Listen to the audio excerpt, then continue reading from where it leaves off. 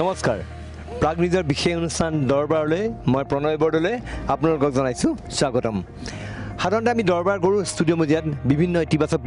যিসকল ব্যক্তি আছে, যিসকলৰ সমাজ জীৱনৰ প্ৰতি বিভিন্ন অৰিহণা আছে, তেওঁলোকক লৈ আমি দৰবাৰ কৰোঁ।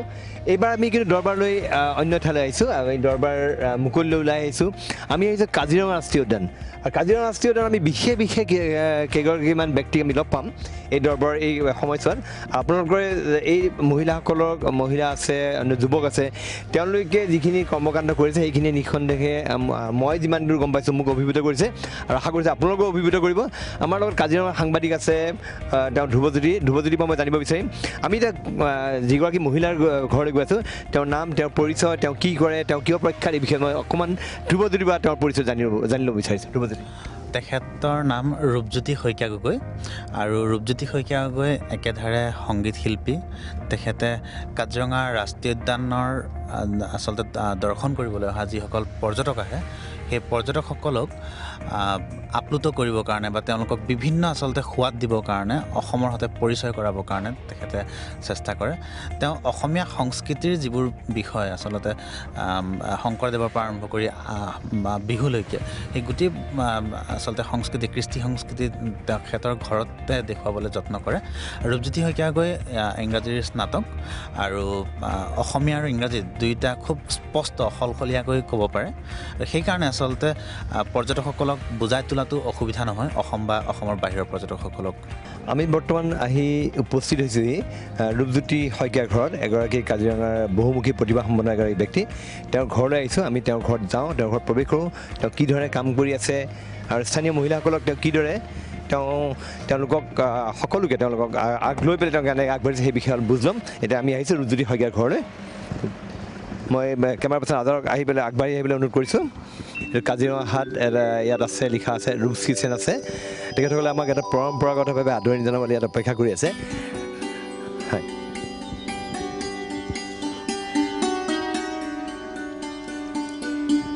আমাৰ অসমীয়া যি পৰম্পৰাগতভাৱে তেওঁলোকে আদৰণি জনাইছে, মই গৈছোঁ। হয়, ধন্যবাদ। হয়, এয়া কাজিৰঙা হাট। মই ৰূপজ্যোতি শইকীয়া গগৈ আৰু আমাৰ বচা গাঁৱৰে আটাইকেইগৰাকী উদ্যোগী মহিলা,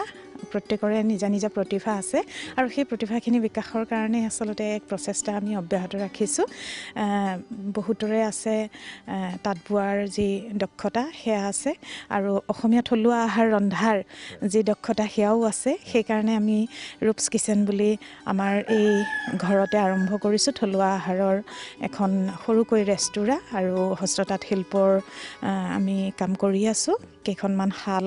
তাতে আমি শিকাই আছোঁ আৰু তেনেকৈয়ে আমি ৰিচাইক্লিং কৰিছোঁ, যাতে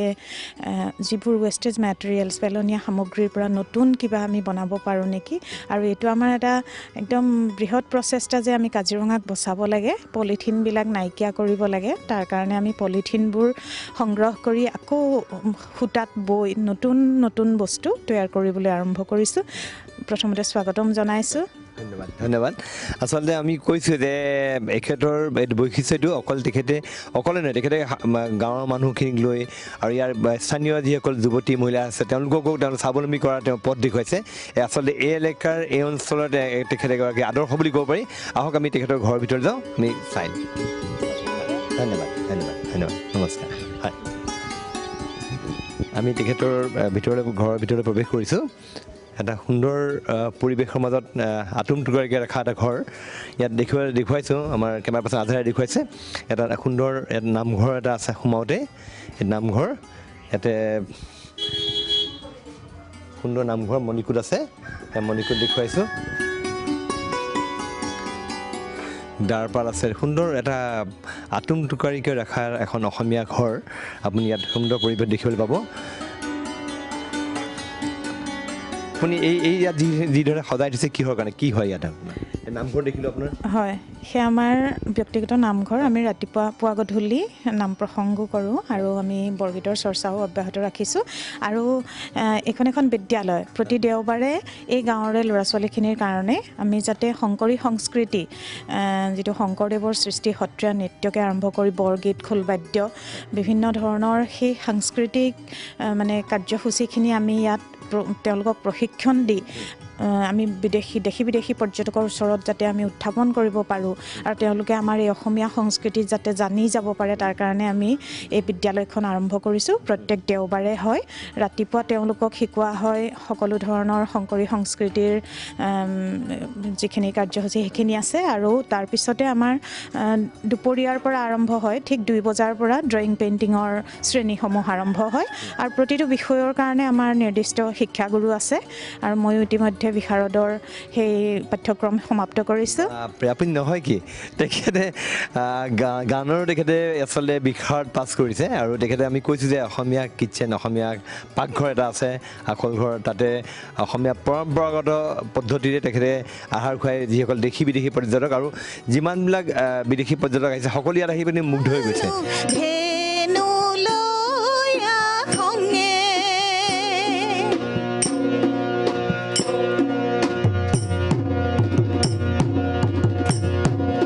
আজি আমি দৰবাৰলৈ উপস্থিত আছোঁ কাজিৰঙাৰ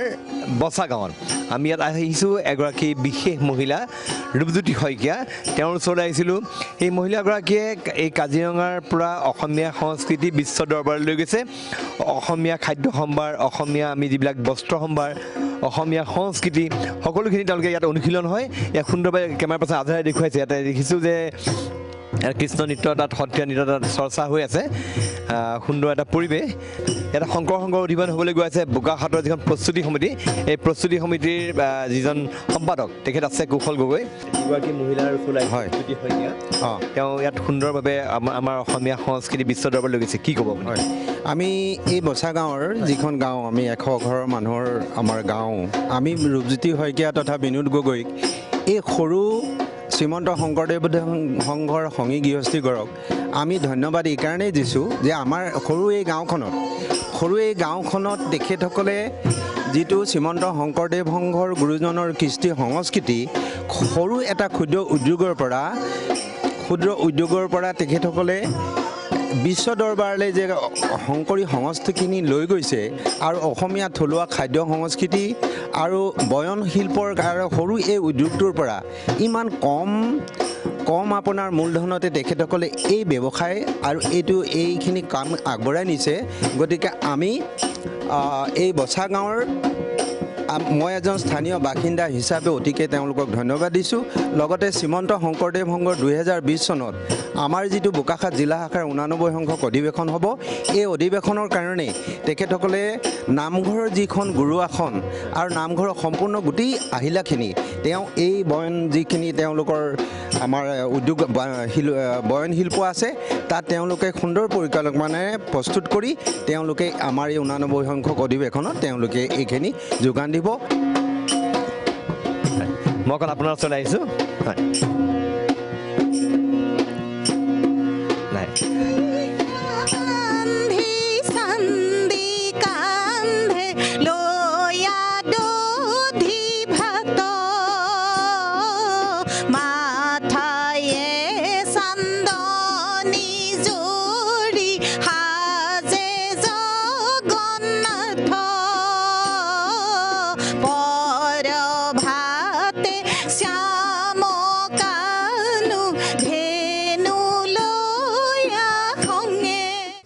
খুব ভাল লাগিলে, খুব সুন্দৰ এটা পৰিৱেশ।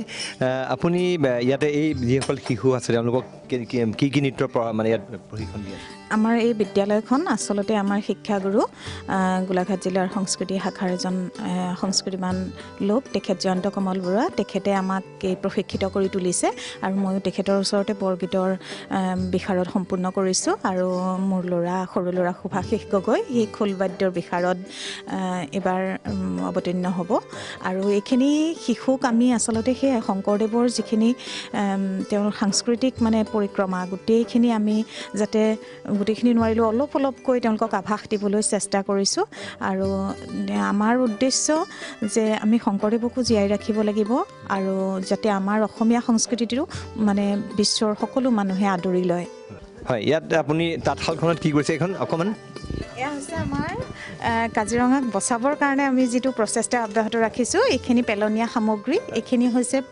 পলিথিন যিবোৰ পলিথিন বেগ হয় এইটোৰ আমি এটা প্ৰশিক্ষণ ইয়াত প্ৰশিক্ষণ আমি দিয়াৰ ব্যৱস্থা কৰিছোঁ কিছুমান ইণ্টাৰনেশ্যনেল স্কুলৰ পৰাও ষ্টুডেণ্টছ আহিছে তেওঁলোক আহি পেলাই 1 ঘণ্টা বা 2 ঘণ্টা সময় লৈ পেলাই তেওঁলোকে ইয়াৰ বিষয়ে জানি গৈছে কেনেকৈ আমি প্লাষ্টিকবোৰ আকৌ ৰিইউজ কৰিব পাৰোঁ আমি তেওঁলোকক কওঁ যে আমি যিহেতু এই প্ৰডাকশ্যন কৰা ফেক্টৰীবিলাক প্লাষ্টিক উৎপাদন কৰা ফেক্টৰীবিলাক আমি বন্ধ কৰিব নোৱাৰোঁ গতিকে আমি ৰিফিউজ কৰিব নোৱাৰিলে ৰিইউজ কৰিবলৈ শিকিব লাগিব গতিকে সেইকাৰণে আমি পলিথিনবিলাক সৰু সৰুকৈ কাটোঁ আৰু কাটি ইয়াত 50% কটন থ্ৰেডছ আৰু 50% প্লাষ্টিক আছে যাতে সেই কটন সূতাবিলাকে প্লাষ্টিকটো প্ৰটেক্ট কৰি ৰাখিব পাৰে আৰু ই ৱাছেবল হয় কোনো ধৰণৰ কটনৰ সূতাও ব্যৱহাৰ কৰিছে লগতে এইটো কেনেকৈ কৰে আপুনি গোটেই বস্তু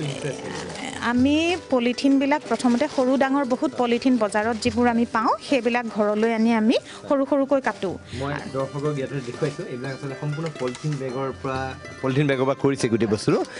এতিয়া ইয়াত দেখিলে ইয়াত একেবাৰে ফুল বচা বুলি ক'ব এইটো বস্তু সুন্দৰ হয় হয় ইয়াৰ পৰা বেগ বনাব পাৰি বেগ তৈয়াৰ কৰিব পাৰোঁ আৰু এখন ৰানাৰ হিচাপে ডাইনিং টেবুলৰ ৰানাৰ হিচাপে ইউজ কৰিব পাৰোঁ ড'ৰমেট বা পাপোজ হিচাপে কৰিব পাৰোঁ বিভিন্ন ধৰণে বিভিন্ন কাভাৰ হিচাপে আমি ইউজ কৰিব পাৰোঁ ইয়াৰ চাইজ লৈ পেলাই আমি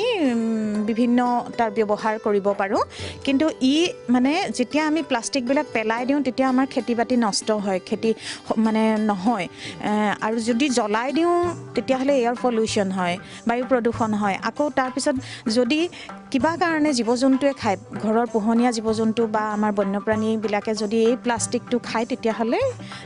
মৃত্যুৰ কাৰণ হৈ পৰে গতিকে আমি প্লাষ্টিকটো আমি প্ৰথমতে আমাৰ গাঁৱৰ পৰা আৰম্ভ কৰিছোঁ আৰু অদূৰ ভৱিষ্যতে মই আশা কৰিম যাতে আমাৰ কাজিৰঙাক বচাবৰ কাৰণে সমগ্ৰ বিশ্বই এই প্লাষ্টিকটো নিৰ্মূল কৰিবৰ কাৰণে চেষ্টা কৰে কিন্তু আচৰিত লাগিছে যে এখন কাজিৰঙাৰ ভিতৰত এখন গাঁও বচা গাঁও আহিছোঁ আৰু এগৰাকী মহিলা উদ্যমী মহিলাগৰাকীয়ে স্বাৱলম্বিতাৰ নিদৰ্শন দিয়াৰ লগে লগে তেখেতে এখন প্লাষ্টিকমুক্ত কাজিৰঙা গঢ়াৰ কাৰণে যিটো প্ৰয়াস কৰিছে সেয়া নিঃসন্দেহে প্ৰশংসনীয় আপোনাৰ বস্ত্ৰ সম্ভাৰ ইতিমধ্যে আন্তৰ্জাতিকভাৱে সমাদৃত হৈছে তেখেতৰ বস্ত্ৰ বিদেশৰ বিভিন্ন প্ৰান্তলৈ গৈছে ইয়াত উৎপাদিত সামগ্ৰী আমি সেইবিলাক বিষয়ে জানিম সেইবিলাক কথা পাতিম কিন্তু আগতে ৰূপছ কিচেন ৱেলকাম টু ৰূপছ কিচেন আমি দেখুৱাইছোঁ বাপুচন আজাৰে দেখুৱাইছে এটা সুন্দৰ পৰিৱেশৰ মাজত ৰূপছ কিচেন আমি এইটো হ'ল একদম সম্পূৰ্ণ অসমীয়া পৰম্পৰাগতভাৱে বানবাতি কাঁহৰ বাচন এইবিলাক বাচন তেওঁলোকে দেখুৱাইছে তেওঁলোকে তাত খাদ্য সামগ্ৰী যোগান ধৰে ইয়াতে পুৱা আহাৰ দুপৰীয়া আহাৰ খোৱাৰ ব্যৱস্থা আছে দেশী বিদেশী পৰ্যটক যোনে আহে ইয়াত সুন্দৰভাৱে তেওঁলোকে এসাঁজ খাদ্য জুতি ল'ব পাৰে আৰু এই গোটেই যিখিনি তেওঁৰ যিটো প্ৰয়াস এই প্ৰয়াসত গাঁৱৰ মহিলাসকল তেওঁলোক জড়িত আছে এই ৰূপছ কিচেন ইতিমধ্যেই কাজিৰঙাৰ অন্যতম পৰ্যটন আকৰ্ষণ এটা থলীত পৰিণত হৈছে কাজিৰঙাত আমি গড়ৰ কাৰণে আহে কিন্তু এতিয়া যিটো ধ্ৰুৱজ্যোতি কৈছে যে ৰূপজ্যোতি শইকীয়া এটা আকৰ্ষণৰ কেন্দ্ৰবিন্দু লাহে লাহে হৈ পৰিছে ইয়াত কি ধৰণৰ আপোনালোকে পুৱা আহাৰ কি দিয়ে কি আমি ব্ৰেকফাষ্ট আৰু লাঞ্চ মানে ৰাতিপুৱাৰ আহাৰ আৰু দুপৰীয়াৰ ভাত সাজ আমি দিওঁ ৰাতি আমাৰ মহিলাসকল আহিবলৈ অলপ অসুবিধা হয় কাৰণে আমি ৰাতিৰটো কেতিয়াবা অন ৰিকুৱেষ্ট আমি কেতিয়াবা কোনোবাই খুব বিচাৰিলে দিওঁ আৰু কিন্তু ৰাতিপুৱাৰ ব্ৰেকফাষ্টটোত আমি 3টা কোৰ্চত দিওঁ ফাৰ্ষ্ট কোৰ্চটো আমি কি কৰোঁ ভেৰি ট্ৰেডিশ্যনেল একদম আমাৰ যিটো অসমীয়া সমাজৰ আহাৰ আছিলে ৰাতিপুৱা আমি চিৰা মুড়ি আখৈ সান্দহ পিঠাগুড়ি দৈ ক্ৰীম গুড় এইবিলাক আমি দিওঁ আৰু সেইবিলাক হৈছে কি পৰ্যটকসকলে মই কেতিয়াবা লক্ষ্য কৰিছোঁ যে তেওঁলোকে সেই আমাৰ অসমীয়া মানুহৰ নিচিনাকৈ যিটো মিহলাই খোৱা মানে দৈ গুড় একেলগে সানি মিহলাই খোৱা সেইটো মানে কৰিব নাজানে যিহেতু তেওঁলোকে চামুচ ব্যৱহাৰ কৰে গতিকে তেওঁলোকে খুব সানি পেলাই ধুনীয়াকৈ মানে খাবলৈ অসুবিধা পায় আৰু টেষ্টটো নাপায় নিচিনা লাগে আমাৰ অসমীয়া মানুহৰ নিচিনাকৈ সেইকাৰণে আমি ছেকেণ্ড কোৰ্চ এটা দিওঁ পুৰি ভাজি যিটো গোটেই মানে আমাৰ ভাৰতবৰ্ষতে জনপ্ৰিয় তাৰপিছতে আমি থাৰ্ড কোৰ্চটো দিওঁ একাপ চাহ আৰু ঘৰুৱা পিঠা পনা দিওঁ কেতিয়াবা তিল পিঠা বা আমাৰ ঢোপ পিঠা নাৰিকলৰ লাডু ইত্যাদি সেইবিলাক দিওঁ গতিকে আমি এই 3টা কোৰ্চ কিন্তু তেওঁলোকে কয় পৰ্যটকসকলে কয় ইটছ মোৰ দেন এ ব্ৰেকফাষ্ট আচ্ছা আমি অকণ ইয়াত জুতি ল'ম অকণ কিচেনটো আপোনালোকৰ এইটো নিয়ে মই এনেই অকণমান বাহিৰৰ পৰা দেখুৱাব বিচাৰিছোঁ আজাৰে দেখুৱাইছে ভিতৰৰ পৰিৱেশ মই অকণমান আপোনাক মাতিছোঁ আহক এইফালে কি আছে ইয়াত আপোনালোকে কি খাদ্য আহক এইখিনিলৈ আহক বাহিৰলৈ আহক এইটো কিটচেন আৰু আপোনালোকে ইয়াত কি খাদ্য দিছে মই বহি লওঁ প্ৰথমতে আচলতে ইয়াত লোভনীয় খাদ্য সামগ্ৰী আছে আৰু মোৰ ইতিমধ্যে জিভা পানী পৰিছেই আপোনালোকে কি আছে ইয়াত সেই বিষয়ে অলপ আপোনাক কৈ দিব নেকি ইয়াত আছে এয়া বৰা ধানৰ চিৰা এয়া সান্দহগুৰি এয়া মুড়ি এয়া দৈ গুড় এয়া লাডু লস্কৰা এয়া আছে সেই সানি পেলাই খালেই হ'ল ঠিক আছে আমি প্ৰথমতে খাদ্য জুতি লৈ লওঁ তাৰপিছত আমি আৰম্ভ কৰিম মই কিহৰ পৰা আৰম্ভ কৰোঁ মুড়ি সান্দহগুৰি চিৰাও আৰম্ভ কৰিব পাৰি ঠিক আছে কম এইকাৰণে দিওঁ যে যাতে পেলনি নাযায় বা যিটোকে ভাল পায় সেইটোকে আকৌ লৈ পেলাই খাব পাৰে ঠিক আছে ধ্ৰুৱ কেনেকুৱা খুব সুন্দৰ আচলতে প্ৰিপেয়াৰেশ্যন খুব সুন্দৰকৈ ইয়াত যতনাই দিছে আচলতে আমি যিহেতু পৰ্যটনৰ লগত অকণমান জড়িত সাংবাদিকতাৰ সমান্তৰালভাৱে আমিও বিভিন্নজন পৰ্যটকক ইয়ালৈ আনিছোঁ কিন্তু কোনো এজন মানুহে আজিলৈকে ইয়াৰ পৰা উভতি গৈ কমপ্লেইন এটা কৰা নাই যে ভাল লগা নাই বুলি কথাটো সেইটো অত্যন্ত গুৰুত্বপূৰ্ণ আৰু আমি যিহেতু ইয়াৰ পৰা আচলতে গোটেই মেছেজ এটা দিব বিচাৰোঁ কাজিৰঙাখন মোটামুটি ধৰক অসমীয়া সংস্কৃতি ইয়াত অকণমান হ'লেও আমি ফুটাই তুলিব পৰা ব্যৱস্থা আছে এই ধৰক বাহিৰৰ যিখিনি পৰিৱেশ নামঘৰৰ পৰা আৰম্ভ কৰি বা এই খাদ্যৰ যিখিনি কথাখিনি এই বিষয়খিনি আমি তুলি ধৰিব পাৰোঁ অসমীয়া সংস্কৃতিখিনি আমি দেখি বিদেশী পৰ্যটকৰ ওচৰত তুলি ধৰিব পাৰোঁ আৰু ইয়াত ইতিমধ্যে আমি কৈছোঁ তেখেতে কৈছিলে যে ইয়াত বৰগীত বা অন্যান্য গানৰ চৰ্চা হয় তেওঁলোকে শিক্ষা দিয়ে এই ৰূপছ কিচেনত আমি দেখিবলৈ পাব ইয়াত সেইবিলাক তবলা খোল এইবিলাক তাত সুন্দৰভাৱে তেওঁলোকে সজাই থৈছে দতৰা আছে খুব সুন্দৰভাৱে তেওঁলোকে সজাই থৈছে আহাৰ খোৱাৰ আগতে আমাৰ এটা প্ৰাৰ্থনা আছে তাৰপিছতহে আহাৰ আমি খাবলৈ অনুমতি দিওঁ গতিকে অকণমান ৰ'ব লাগিব আমি প্ৰাৰ্থনাটো কৰি লওঁ আপোনালোকক যি আহাৰ দিয়া হৈছে সেয়া ভগৱানৰ দান ইয়াত কোনো দায় দোষ নধৰি নিশ্চিতৰূপে গ্ৰহণ কৰিব বুলি সেৱা ধৰা হৈছে কৃষ্ণ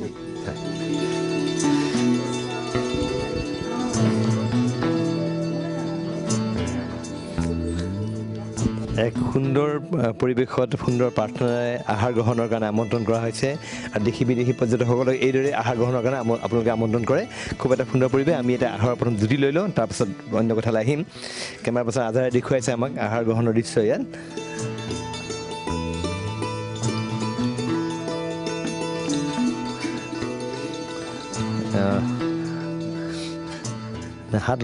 হাত লগালে ভাল লাগিব নহয় এনেকৈ হাত লগাই খোৱাৰ আচলতে অভ্যাস লাহে লাহে গৈছে আমাৰ কিন্তু আচলতে এই আহাৰ এনেকুৱা ধৰণৰ আহাৰৰ সম্পূৰ্ণ হাতৰে যদি তাত এনেকৈ বেলেগ কৰা হয় তেতিয়া খাদ্যৰ জুতিটো বেছি উঠে আমি আজি তেনেকুৱা ধৰণে এই খাদ্য গ্ৰহণৰ চেষ্টা কৰিছোঁ বঢ়িয়া সুন্দৰ এয়া দেখিছোঁ গোটেই মহিলাসকলে একত্ৰিত হৈ তেওঁলোকে ৰন্ধা বঢ়াত ব্যস্ত হৈ আছে আপোনাৰ এই যিটো আপোনাৰ এই বৈশিষ্ট্যটো যে আপোনাৰ এই যিটো খাদ্য আপুনি ইয়াত প্ৰস্তুত কৰে সকলো একেলগে তাত সহযোগ কৰে কাৰণ কিমানগৰাকী মহিলা আছে আপোনালোক কেনেকৈ কৰে আপোনালোকে কি আমি আচলতে মই নিজে বস্ত্ৰশিল্পৰ কাৰণে 1200তকৈ অধিক মহিলা মই ট্ৰেইন আপ কৰিছোঁ প্ৰশিক্ষণপ্ৰাপ্ত কৰি তুলিছোঁ কিন্তু আমাৰ এই যিটো ৰূপছ কিচেন বুলি আমি থলুৱা খাদ্যৰ যিটো আমি চলাই আছোঁ এই থলুৱা খাদ্যৰ এইটোৰ কাৰণে আমি বিশেষ কেইগৰাকীমান মানে মোৰ লগত আছে দীপজ্যোতি ডেকা তেওঁ মাষ্টাৰ চেফ হিচাপে মানে একদম মাষ্টাৰ চেফ বুলি কৈছোঁ আৰু যে দীপজ্যোতি ডেকা তেওঁ খুব ধুনীয়াকৈ ৰান্ধে মোৰ শাহু লগতে মই শাহু ৰূপা গগৈ শাহু বোৱাৰী আপোনাৰ বোৱাৰী হয় শাহু আৰু বোৱাৰী একেলগে কৰি আৰু সৰুজনী এজনী বোৱাৰী নে মোৰ নিজৰ মাও আছে লগতে মোৰ শহুৰ দেউতা মানে চবেই ইমান একেলগে আমি কৰিছোঁ খুব এনজয় কৰিছোঁ আৰু আমাৰ তেনেকৈ মাহী পেহী বা খুৰী এতিয়া মোৰ জা আছে কাশ্মীৰী তাৰপিছতে সেয়া কাশ্মীৰী গগৈ হয় নমস্কাৰ শ্ৰীমতী সমপ্ৰভা গগৈ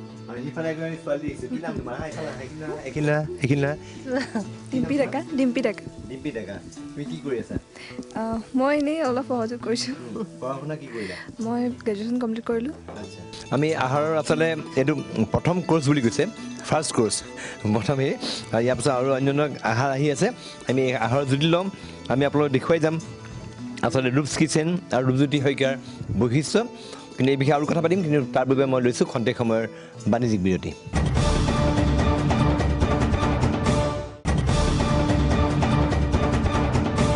আমি বহুমুখী প্ৰতিভা সম্পন্ন এই মহিলাগৰাকীৰ আৰু কিছুমান দিশ আছে জানিবলৈ আমি ইতিমধ্যে তেওঁৰ আখল ঘৰ দেখিলোঁ এয়া দেখিলোঁ সত্ৰীয়া সংস্কৃতি তেখেতে আখৰা কৰি আছে সেয়া দেখিলোঁ আৰু তেখেতৰ আৰু এটা বস্তু আছে যিটোৰ কাৰণে তেওঁ ইতিমধ্যে আন্তৰ্জাতিক খ্যাতিও লাভ কৰিছে সেয়া হৈছে তেখেতৰ বস্ত্ৰ সম্ভাৰ হস্তশিল্প সামগ্ৰী আমি দেখুৱাইছোঁ তাঁতশালখন দেখুৱালোঁ এতিয়া তেওঁ যিসকল মহিলাক তেওঁলোকে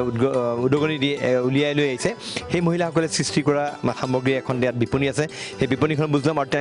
কেনেদৰে তেওঁ আন্তৰ্জাতিক ক্ষেত্ৰলৈ অসমীয়া বস্ত্ৰ সম্ভাৰ লৈ গৈছে সেই বিষয়ে জানিম আমি আচলতে অসমীয়া পৰম্পৰাগত যিখিনি সাজপাৰ মানে চাদৰ মেখেলা বা গামোচা টঙালি সেইখিনিকে উৎপাদন কৰি মানে ক্ষান্ত থকা নাই আমি ভাবিছোঁ যে দেশী বিদেশী পৰ্যটকসকলে কি ভাল পায় তেওঁলোকে আমাৰ ধৰণে কাপোৰ কানিবোৰ সাজ পোছাকবোৰ নিপিন্ধে গতিকে তেওঁলোকক প্ৰয়োজন হোৱা ঠিক টেবুল মেট ৰানাৰ বা কুশ্বন কাভাৰ ৱাল হেঙিং বিভিন্ন ধৰণৰ টি মেট বা টিকজি যিবিলাক মানে একদম আধুনিক ধৰণৰ কাপোৰ সেইবিলাক তেওঁলোকে ভাল পায় গতিকে আমি মানে আচলতে বজাৰখন পাবৰ কাৰণে আমি কেৱল চাদৰ মেখেলা উৎপাদন কৰিলেই নহ'ব বা আমি পৰম্পৰাগত সাজপাৰবোৰ উৎপাদন কৰিলেই নহ'ব গতিকে আমি সেই ধৰণৰ বস্তুবিলাক ববলৈ আৰম্ভ কৰিছোঁ ৰানাৰ টেবুল মেট ৰানাৰ বা আমি কি কৰিছোঁ এতিয়া পৰম্পৰাগত যিবোৰ আমাৰ মানে ডিজাইন আছিলে যিবিলাক আমাৰ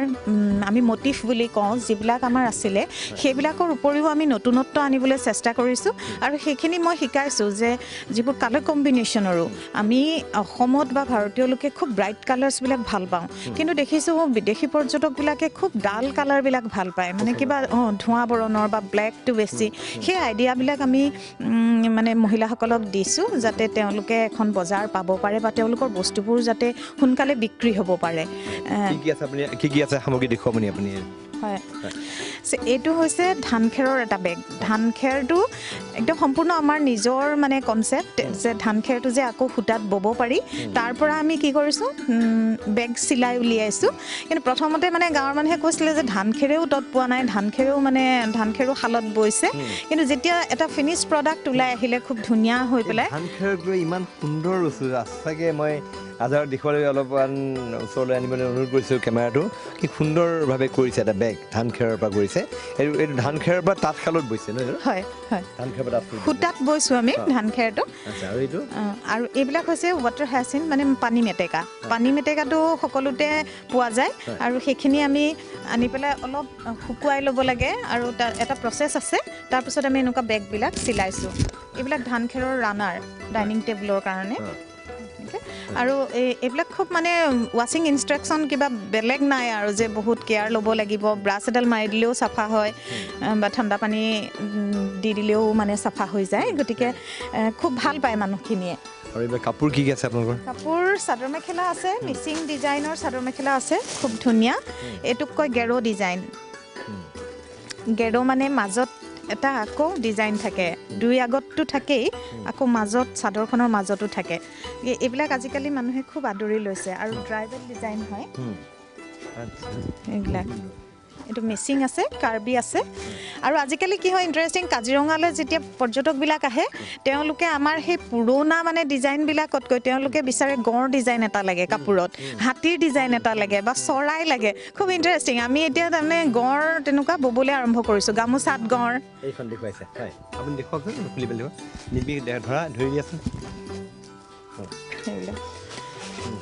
এইবিলাক কুৰ্তাৰ মেটেৰিয়েল আচলতে কুৰ্তা চিলাইগে এইবিলাক নি পেলাই তেওঁলোকে নিজৰ মানে ব্যৱহৃত কাপোৰবিলাক নিজে বনাই লয় চিলাই লয় আমি মাত্ৰ জাষ্ট প্লেইনকৈ কাপোৰখিনি বৈ দিওঁ আৰু তেওঁলোকে নিজৰ মতে কিছুমান এতিয়া দেখিছোঁ মোৰ আমেৰিকাৰ এনেকুৱা বন্ধু আছে বহুত তেওঁলোকে কয় যে আমি টিউনিকবিলাক নিজে বনাই লওঁ আৰু তেওঁলোকক পিয়'ৰ কটন লাগে যদিও ইয়াত মানে চিল্ক একদম উপলব্ধ তথাপি তেওঁলোকক পিয়'ৰ কটনটো হ'লে মানে সকলো ৱেডাৰৰ কাৰণে সকলো সময়তে হয় এইটো আজাৰক দেখুৱাবলৈ অনুৰোধ কৰিছোঁ বস্ত্ৰত কাপোৰত সুন্দৰভাৱে গড়ৰ সেইটো চাওক খুব সুন্দৰভাৱে ক্ল'জ কৰিবলৈ অনুৰোধ কৰিছোঁ যে খুব সুন্দৰভাৱে গড়ৰ এটা ডিজাইন পৰিস্ফুট কৰিছে আচলতে অসমীয়া শিপিনীয়ে কাপোৰত সপোন আছে এসময়ত মহাত্মা গান্ধীয়ে কৈ গৈছিলে আৰু সেই প্ৰকৃতাৰ্থত যে একদম কি সুন্দৰভাৱে এটা সূক্ষ্মভাৱে এই কামটো কৰা হৈছে দেখিলে গম পোৱা যাব। আপোনাৰ উৎপাদিত সামগ্ৰী ইতিমধ্যে বিদেশৰ বিভিন্ন প্ৰান্তলৈ গৈছে বুলি জানিব পাৰিছোঁ। ক'ত ক'ত গৈছে, ক'ত ক'ত প্ৰচাৰ মানে এইবিলাক ব্যৱসায় হৈছে? হয়, মই গৌৰৱে অনুভৱ কৰোঁ যে আজি পৃথিৱীৰ বিভিন্ন প্ৰান্তত মোৰ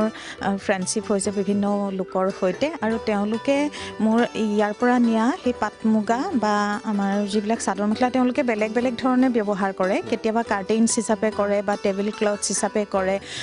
চব পিন্ধিবৰ কাৰণে নিনিয়ে, বিভিন্ন কাৰণত ব্যৱহাৰ কৰে। আজি আমেৰিকা, ইংলেণ্ড, লণ্ডনত আছে মোৰ, USA বষ্টনত খুব ভাল ফ্ৰেণ্ড আছে, জাৰ্মানীত আছে, স্কটলেণ্ডত আছে, ফ্ৰান্সতো আছে। গতিকে তেওঁলোকে মানে খুব ভাল পায় আৰু এটা সদায় যোগাযোগ ৰাখে। মই চাইছোঁ তেওঁলোক ইমান চিৰিয়াছ, ইমান মানে ভিতৰৰ এখন ঠাইলৈ আহে আৰু আমাৰ নিচিনা গাঁৱলীয়া মহিলাক তেওঁলোকে লগ কৰে, কিন্তু তেওঁলোকে পাহৰি নাযায়।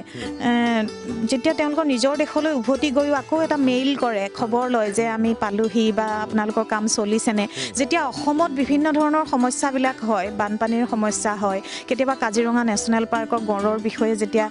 মানে প্ৰচাৰ মাধ্যমত ওলায়, তেওঁলোকে এটা ফোন কৰি খবৰ লয় যে কি হৈছে, বানপানী বেছি হৈছে নেকি, হেল্প লাগিব নেকি। কানাডাৰ পৰা মানে ৰে মেকমিলান আৰু এলেন মেকমিলান তেওঁলোক আহি থাকে আৰু বানপানীৰ সময়ত তেওঁলোকে আমাৰ গাঁৱৰ মহিলাখিনিক সহায় কৰিবলৈ খবৰ এটা লয় যে কিবা লাগিব নেকি, আৰু কিবা কিবি পঠাই দিয়ে, তেনেকুৱা কৰে। আৰু ফ্ৰান্সৰ পৰাও তেনেকৈ। আৰু ইংলেণ্ডৰ এটা ভাল ফেমিলি আছে লণ্ডনত, পিটাৰ বৰাত আছে আৰ্মষ্ট্ৰং ফেমিলি, গ্ৰাহাম আৰ্মষ্ট্ৰং আৰু লুইচ আৰ্মষ্ট্ৰং। তেওঁলোক দুয়ো হাজবেণ্ড ৱাইফ। তেওঁলোকৰ দুজনী ছোৱালী, এজনী ডক্টৰ স্কটলেণ্ডত থাকে, হানা আৰ্মষ্ট্ৰং, আৰু এজনী লৰেন আৰ্মষ্ট্ৰং, তাই ইণ্ডিয়াতে থাকে। তাই হিন্দী কৰিছে JNUৰ পৰা। আৰু তাৰপিছত তেওঁলোকে খুব খবৰ লয়, অসমৰ কিবা সমস্যা থাকিলে তেওঁলোকে ফোন কৰি বা মেইল কৰি সুধি থাকে যে হেল্প লাগিব নেকি। তে ভাল লাগে যে আমি এটা সৰু কাম কৰিছোঁ। আজি তাঁত শিল্পটো হেৰাই যাব ধৰিছে, বাহিৰত ইমান পাৱাৰলুমছ আহিছে, আমাৰ কাৰণে এটা ভাবুকি হৈছে, কিন্তু তথাপিতো যে বাহিৰৰ মানুহে আদৰ কৰিছে, সেইটো ভাল লাগে। সেইটো ভাল লাগে। মই আচলতে যিমানে কথা পাতিছোঁ সিমানে অভিভূত হৈ গৈছে এই মহিলাগৰাকী। তেওঁ যিখন আমাৰ প্ৰকৃতাৰ্থত গ্ল'বেল ভিলেজ, এই কাজিৰঙাৰ বচা গাঁৱৰ পৰা গৈ তেওঁ পৃথিৱী এখন ঘৰ কৰি দিছে, সমগ্ৰ পৃথিৱীৰ বিভিন্ন প্ৰান্তৰ লোকৰ সৈতে যোগাযোগ হৈছে। তেওঁৰ উৎপাদিত ইয়াত সামগ্ৰী ইতিমধ্যে বিদেশৰ বিভিন্ন প্ৰান্তলৈ গৈছে। মই আপোনাৰ লগত কিমান মহিলা জড়িত আছে, আপোনাৰ এই গোটটোত কিমান মহিলা জড়িত আছে? এইটো কি কাজিৰঙা হাট বুলি কয় নে কি? আপোনাৰ মহিলা গোটটোৰ নাম কি? ভিলেজ উইপছ। আচলতে কাজিৰঙা হাটটো হৈছে আমাৰ নেটফি ইনিচিয়েটিভ, তেওঁলোকে দিয়া এটা ঘৰ য'ত আমাৰ গাঁৱৰ মহিলাখিনিয়ে তেওঁলোকৰ উৎপাদিত বস্তুখিনি বিক্ৰীৰ কাৰণে দিব পাৰে, বিপণী। আৰু আমাৰ গোটেই ইউনিটটো এইটো হৈছে ভিলেজ উইপছ নাম দিছোঁ, কিয়নো ইয়াত মানে অকল গোট নহয়, বিভিন্ন ধৰণৰ মহিলা আছে, গোটত নথকাও মহিলা আছে। আৰু গোটটো আমি গঠন কৰিছোঁ যাতে আমি ভৱিষ্যতে চৰকাৰী বা কিবা সা সুবিধাৰ কাৰণে আমাৰ, আৰু সেই গোটৰ মহিলাখিনি তেওঁলোকেও কাম কৰি আছে। গোটৰ 30 গৰাকী মহিলা একেলগে আছোঁ, কিন্তু গোটৰ বাহিৰেও অন্য মহিলাখিনিও ইয়াত আছে। কিমান মহিলা জড়িত আছে আপোনাৰ সৈতে? মই যেনেকৈ ক'লোঁ যে আমি 1200তকৈ অধিক মহিলা মই ট্ৰেইনাৰ। আপুনি 1200তকৈ অধিক মহিলাক আপুনি স্বাৱলম্বিতাৰ প্ৰশিক্ষণ দিছে, কাপোৰৰ লগতে অন্যান্য বিষয়ৰ প্ৰশিক্ষণ দিছে। কাৰণ সকলো মহিলাৰে বেলেগ বেলেগ প্ৰতিভা থাকে, গতিকে সেইখিনি আমি আচলতে যাতে তেওঁলোকক এটা প্লেটফৰ্ম দিব পাৰোঁ, মঞ্চ এখন দিব পাৰোঁ, তাৰ কাৰণে চেষ্টা কৰিছোঁ। সকলোৰে বেলেগ বেলেগ প্ৰতিভা আছে। আৰু আমি এতিয়া প্ৰফেশ্যনেলি ইয়াত অলমষ্ট মানে 50 লেডিজ একেলগে, 50 গৰাকী মহিলাই জড়িত হৈছে। খুব সুন্দৰ লাগিছে। বচা গাঁৱৰ পৰা তেখেতে এইখন পৃথিৱীলৈ উলিয়াই লৈ গৈছে আমাৰ বস্ত্ৰ সম্ভাৰ। আৰু মই ইয়াত জেকেট আৰু এইবিলাক দেখিছোঁ, এইবিলাকো ইয়াত মহিলাসকলে উৎপাদন কৰা। বাইদেউ এইখিনি কাৰ্বি সম্প্ৰদায়, হয়, সকলো মানে ট্ৰাইবেল বস্তুকে আমি দেখুৱাবলৈ চেষ্টা কৰোঁ যে কাৰ্বি সম্প্ৰদায়ৰ, বড়ো সম্প্ৰদায়ৰ। আচ্ছা, হয়, খুব সুন্দৰ। মুগাৰো আছে আমাৰ, পাট মুগাৰ। তাৰপিছত আকৌ এইবিলাক গামোচাৰ চোলা আমি বনাই কৰি দেখুৱাইছোঁ। গতিকে মই আমাৰ আজহক অনুৰোধ কৰিম, ইতিমধ্যে তেখেতলৈ বিভিন্ন ঠাইৰ পৰা স্বীকৃতিও আহিছে। ইয়াত তেখেতক সম্বৰ্ধনা জনাইছে আছাম টুৰিজিমৰ ফালৰ পৰা। এইখনত অলপ কেমেৰা ক্ল'জ কৰিবলৈ অনুৰোধ কৰিছোঁ। এইখন আছাম টুৰিজিম, ইফালে বালিপাৰা ফাউণ্ডেশ্যনে তেওঁলোকৰ ৰূপজ্যোতি শইকীয়া গগৈক তেওঁলোকে সম্বৰ্ধনা জ্ঞাপন কৰিছে, কাৰণ তেখেতৰ যিখিনি অৰিহণা কাজিৰঙা বচা গাঁৱৰ পৰা অসমীয়া সংস্কৃতি বাহিৰলৈ যোৱাৰ কাৰণে যিখিনি অৰিহণা, সেইকাৰণে এইখিনি তেওঁক সম্বৰ্ধনা জ্ঞাপন কৰিছে। মই আধাৰক দেখাবলৈ অনুৰোধ কৰিছোঁ তেখেতৰ স্বামী বিনোদ গগৈ মাতিছোঁ বিনোদ গগৈ তেখেতৰ স্বামী আৰু এজন দুইজন আচলতে এজন আদৰ্শ পতি পত্নী দুয়ো আৰু তেওঁৰ ইয়াতে আচলতে কাজিৰঙা তেওঁ wildlife tourism wildlife কনজাৰ্ভেশ্যনৰ কাম কৰি আছে গগৈ ক'ত কাম কৰিছে কি কৰিছে আপুনি কিহত জড়িত আপুনি মই আচলতে এটা NGOৰ লগত জড়িত মানে wildlife conservation society India programme north ইষ্টত কাম চলি আছে কাজিৰঙাতো চলি আছে তাতে মই জড়িত হৈ আছোঁ বৰ্তমান কিমান সহায় কৰে ৰূপজ্যোতি হেৰিয়ে আপোনাৰ স্বামী বিনোদে কিমান সহায় কৰে কাম বিলাকত বহুত সহায় কৰে তেওঁৰ সহায় নহ'লেনো মই কেনেকৈ আগবাঢ়ি যাম বাৰু কিন্তু প্ৰথমতে মই মোৰ মা আছে লগত হেমপ্ৰভা শইকীয়া মোৰ মাৰ পৰা শিকিছিলোঁ আৰু তাৰপিছতে মোৰ শাহুমা মোৰ দুয়োটা পৰিয়ালেই ইমান সংস্কৃতিবান মই নিজে গৌৰৱ অনুভৱ কৰোঁ যে মই এনেকুৱা এটা মানে পৰিয়ালৰ পৰা আহি আকৌ তেনেকুৱা এটা পৰিয়ালতে মানে সোমাই পৰিলোঁ আৰু মোৰ শহুৰ দেউতা মোৰ দেৱৰ আছে ননদ আছে গোটেইখিনি মানুহে ইমান ধুনীয়া ছাপৰ্ট কৰে ইমান মোক মানে আগবাঢ়ি যোৱাত সহায় কৰে গতিকে মই সদায় কৃতজ্ঞ আৰু মানুহজনৰ কথা তেওঁৰ বেলেগ এটা প্ৰতিভা আছে আচলতে যাৰ কাৰণে মই আকৰ্ষিত হৈছিলোঁ তেওঁ ভাস্কৰ্য শিল্পী বুলি গম পাইছোঁ নহয় তেওঁ মানে যোৱা বছৰ মাঘৰ বিহুত খুব ধুনীয়া এটা গড়ৰ আৰ্হি ইয়াত বনাইছে নৰাৰে আৰু এইবছৰো চাগে মাঘৰ বিহুত এটা নতুন আইডিয়া লৈ আহি আছে কি বনাব নাজানো এটা মানে খুব ধুনীয়া ডাঙৰকৈ কাজিৰঙাত যেনেকৈ ভোগালী বিহুৰ ভেলাঘৰৰ যেন প্ৰতিযোগিতাবিলাক চলি থাকে যোৱা বছৰ কাজিৰঙাতো আৰম্ভ হৈছে সেইটো আৰু তেওঁ নিজে খুব মানে ভাল শিল্পী কি বুলি কওঁ পত্নীখনত বা আপোনাক যদি ব্যাখ্যা কৰিবলৈ আগবঢ়ায় বা আপোনাক যদি কোৱা পত্নী পৰিচয় আপুনি কি ধৰণে দিব বহুত টান হৈ গ'ল না ভাল পত্নী আৰু ভাল পত্নী একদম ধুনীয়াকৈ সন্তান আমাৰ দুটা ল'ৰা এটা MSc কমপ্লিট কৰিছে তাৰপৰা হয় তাৰপৰা কটন ইউনিভাৰ্চিটিৰ পৰা আৰু সৰুটো এবাৰ SSLC দিব আচ্ছা কিন্তু এইহাল দম্পতি দেখিলে কিন্তু MSc পাছ কৰা ল'ৰা ছোৱালী বাপেক মাক নালাগে কিন্তু দেখিলে যি নহওক আমি আৰু দেখাম আৰু তেওঁলোকৰ আৰু এটা বস্তু আমি যিমানে কথা পাতিছোঁ সিমানে কথা ওলাই গৈছে তেওঁলোকৰ এইখিনি কথা আমি দেখুৱালোঁ বস্ত্ৰ সম্ভাৰ আখল ঘৰ সত্ৰীয়া সংস্কৃতি এইবিলাক চৰ্চা এইবিলাক দেখালোঁ আৰু এটা কথা থাকি গ'ল তেওঁলোকে জৈৱিক খেতি কৰে আপোনালোকে আৰু অৰ্গেনিক ফাৰ্মিং আছে আমাৰ কেইগৰাকীমান মহিলা আচলতে এইটো এটা খুব ডাঙৰ প্ৰজেক্ট নহয় যে কিটচেন গাৰ্ডেন আইডিয়া যিটো যে মানুহৰ নিজৰ ঘৰত মানে বাউণ্ডেৰীতে যিমানটো মাটি থাকে কাৰোবাৰ ঘৰটোহে আছে খেতি কৰিবৰ কাৰণে উপযুক্ত মাটি নাই কিন্তু পিৰালিতে 10 জোপা জলকীয়া কৰিছে বা এজোপা লাও গছ কৰিছে বা এজোপা কোমোৰা গছ কৰিছে বা কেইজোপামান লাই শাক বা অলপ ধনিয়া কৰিছে সেইখিনি কোনো কেমিকেল ইউজ নকৰাকৈ যে ৰাসায়নিক মানে দ্ৰব্য প্ৰয়োগ নকৰাকৈ বা সাৰ মানে আমি যিটো আমি কম্পোষ্ট নিজে কৰি লওঁ হিপ কম্পোষ্ট বা আমি কম্পোষ্ট সেইবিলাক আমি ঘৰতে কৰি পেলাই আমি সেইখিনি অৰ্গেনিক ফুল্লি অৰ্গেনিক কৰিছোঁ জৈৱিক পদ্ধতিৰে যাতে মানে বাকী পৰ্যটকসকলেও সেইখিনি খোৱাত কোনো অসুবিধা নহয় পেটৰ কোনো অসুখ নহয় বা আমাৰ ফেমিলিটো চলি যাব পৰাকৈ ওপৰঞ্চিখিনি আমি বিক্ৰী কৰাৰ ব্যৱস্থা কৰিছোঁ কিন্তু পৰিয়ালটোৰ ভিতৰতে যাতে আমি সেইখিনি মানে ব্যৱহাৰ কৰিব পাৰোঁ আমি আচলতে এই কাজিৰঙা বচা গাঁৱত আহি মুগ্ধ হৈ গৈছোঁ আৰু এইগৰাকী মহিলাৰ বিষয়ে যিমানে গম পাইছোঁ সিমানে আচৰিত হৈছোঁ সিমানে তেখেতৰ যিখিনি কৰ্মৰাজি আমাক আকৰ্ষিত কৰিছে আশা কৰিছোঁ আমাৰ প্ৰাগ নিজৰ দৰ্শকেও নিশ্চয় অভিভূত হৈছে কাজিৰঙাৰ পৰা কাজিৰঙাৰ যিখন কহৰা আছে কহৰাৰ বচা গাঁও বেছি দূৰ নহয় কিমান কিলোমিটাৰ ইয়ালৈ 4 কিলোমিটাৰ হয় কহৰাৰ পৰা একদম কাজিৰঙা কহৰাৰ পৰা একদম সমীপৰ এইখন বচা গাঁৱৰ এই মহিলাগৰাকী ইতিমধ্যে বিশ্ব দৰবাৰলৈ অসমীয়া সংস্কৃতি লৈ গৈছে আমি পুনৰবাৰ আপোনাক শুভেচ্ছা জ্ঞাপন কৰিছোঁ আপোনাৰ এই কৰ্মৰাজি আগুৱাই নিয়ক আৰু আপোনাক বিশ্বত আমাক জিলিকাই দিলক আৰু অসমীয়া সংস্কৃতিক আমাক বিশ্বত জিলিকোৱা যিটো প্ৰয়াস সেই প্ৰয়াস অব্যাহত থাকক আৰু এইগৰাকী মহিলাৰ যি ইতিমধ্যে এই স্থানীয় মহিলাসকলক তেওঁলোকক আকৰ্ষিত কৰাৰ লগতে তেওঁলোকক এই বিষয়ত আগ্ৰহী কৰাৰ লগতে স্বাৱলম্বনৰ পথ দেখাইছে সেইটো আচলতে মূল কথা যে মহিলাসকল আত্মনিৰ্ভৰশীল স্বাৱলম্বী হোৱাৰ সুন্দৰ নিদৰ্শন দেখুৱাইছে মই তেখেতক পুনৰবাৰ শুভেচ্ছা জ্ঞাপন কৰি আমাৰ প্ৰাগ নিজৰ এই বিশেষ অনুষ্ঠান দৰবাৰ লৈছোঁ খন্তেক সময়ৰ বাণিজ্যিক বিৰতিৰ পিছত আমি আন এগৰাকী ব্যতিক্ৰমী যুৱকৰ ওচৰলৈ আপোনালোকক লৈ যাব বিচাৰিম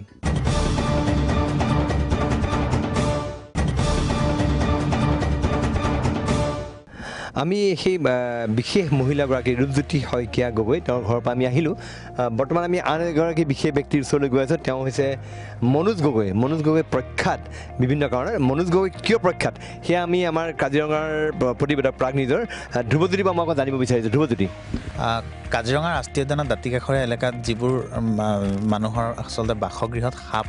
ওলায় সাপ ধৰাৰ কাৰণে মনোজ গগৈৰ নামটো সকলোৱে জানে যাৰ ঘৰতে বিষাক্তই হওক বা যি ধৰণৰ সাপ হওক মনোজ গগৈক মাতে কাৰণ তেখেতে নিজে সাপ উদ্ধাৰ কৰে আৰু সাপ উদ্ধাৰ কৰি আনি চিকিৎসা যদি আঘাতপ্ৰাপ্ত হয় চিকিৎসা কৰি ৰাষ্ট্ৰীয় উদ্যানত পাছত পুনৰ মুকলি কৰি দিয়ে আৰু মনোজ গগৈ চৰাইৰ নিজে ঘৰলৈ চিকিৎসা কৰে ঘৰতে চিকিৎসা কৰে আৰু মাতি আনি আচলতে তেওঁৰ হাতৰ পৰা খাদ্য খুৱায় চৰাই খাদ্য খুৱায় মনোজ গগৈৰ ওপৰত ইতিমধ্যে বিভিন্নজনে লেখা মেলাও কৰিছে আৰু তেখেতৰ ওপৰত এখন ছবিও ইতিমধ্যে মুকলি হৈছে আমি এতিয়া বৰ্তমান মনোজ গগৈৰ ঘৰলৈ গৈ আছোঁ এই ব্যক্তিজন কিয় প্ৰখ্যাত ইতিমধ্যে ক'লে সাপ চৰাই চিৰিকটি তেওঁ চৰাইবিলাক মাতি আনিব মাতিলে চৰাই আহি যায় আমি সেইবিলাক দৃশ্য চাম আমি বৰ্তমান মনোজ গগৈৰ ঘৰলৈ গৈ আছোঁ